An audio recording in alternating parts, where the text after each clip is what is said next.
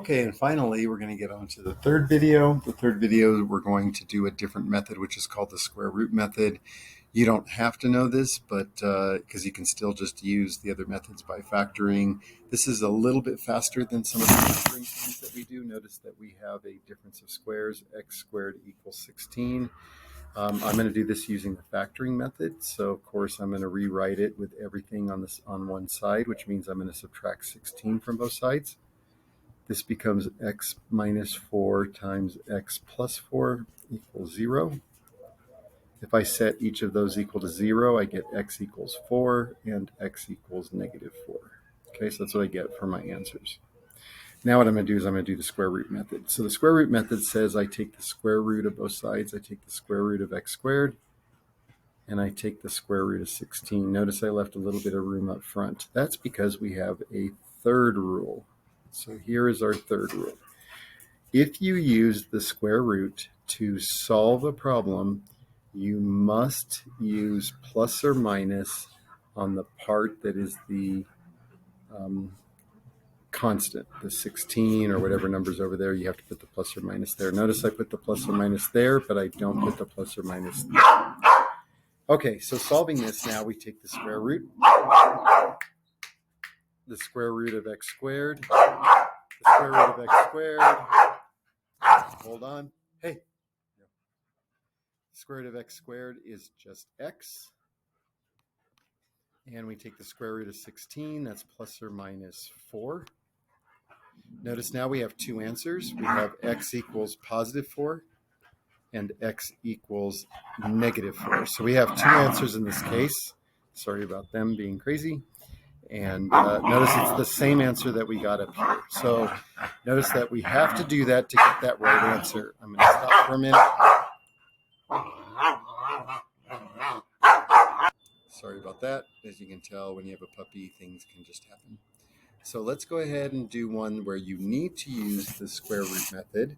Notice that I have a squared term on the left. 9 is also a squared term. So I'm going to take the square root of k plus 1 quantity squared equals plus or minus square root of 9. So you have to remember to put that plus or minus there.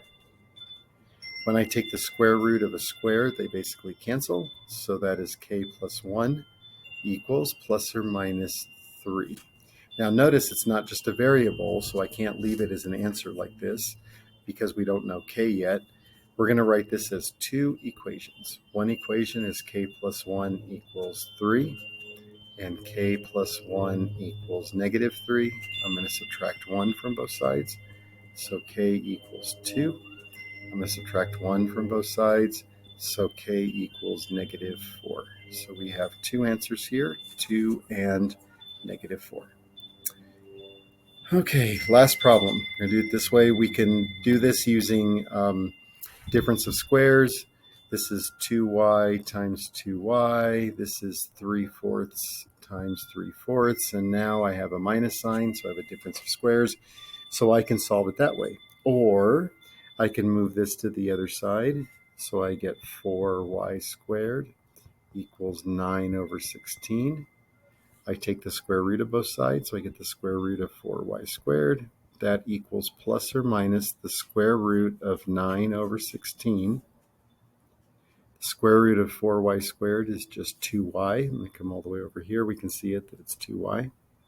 And then equals plus or minus, and we can see the square root of 9/16 is just 3/4.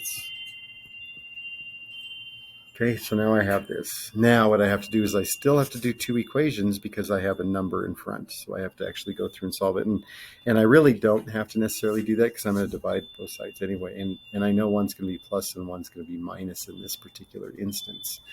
And so being able to solve for this, I can say that 2y equals 3/4.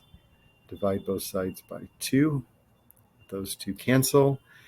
So I'm really left with an equation y equals 3/4 over 2 over 1. Remember, 2 can be written as a fraction as 2 over 1. The way you solve these is you have y equals 3/4 times 1 over 2. You invert the denominator and multiply. So that becomes 3/8. So 3/8 is one answer.